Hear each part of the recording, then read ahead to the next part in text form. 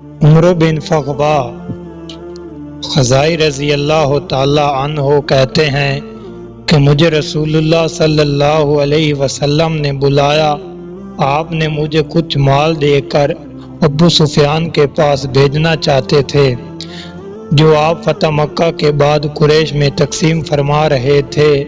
آپ نے فرمایا کوئی اور ساتھی تلاش کرو، تو میرے پاس عمر بن امیہ زمری آئے اور کہنے لگے مجھے معلوم ہوا ہے کہ تمہارا ارادہ نکلنے کا ہے اور تمہیں ایک ساتھی کی تلاش ہے۔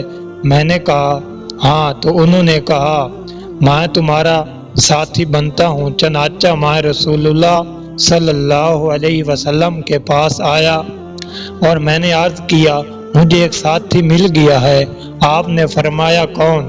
میں نے کہا عمر بن امیہ زمری۔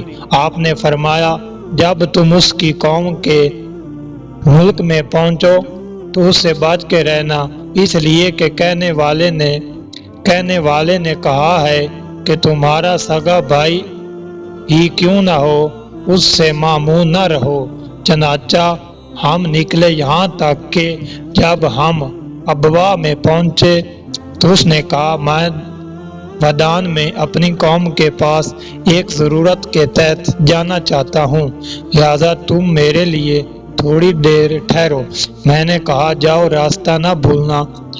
جب وہ چلا گیا تو مجھے رسول اللہ صلی اللہ علیہ وسلم کی بات یاد آئی، تو میں نے زور سے اپنے اونٹ کو بھگایا اور تیزی سے دوڑاتا وہاں سے نکلا، یہاں تک کہ جب مقام مسافر میں پہنچا تو دیکھا کہ وہ کچھ لوگوں کے ساتھ مجھے روکنے آ رہا ہے۔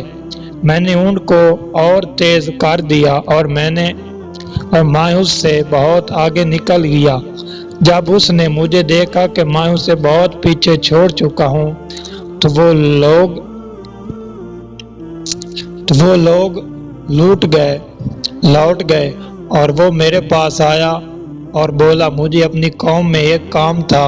میں نے کہا ٹھیک ہے، اور ہم چلتے رہے یہاں تک کہ ہم مکہ پہنچ گئے، تو میں نے وہاں مال ابو سفیان کو دے دیا۔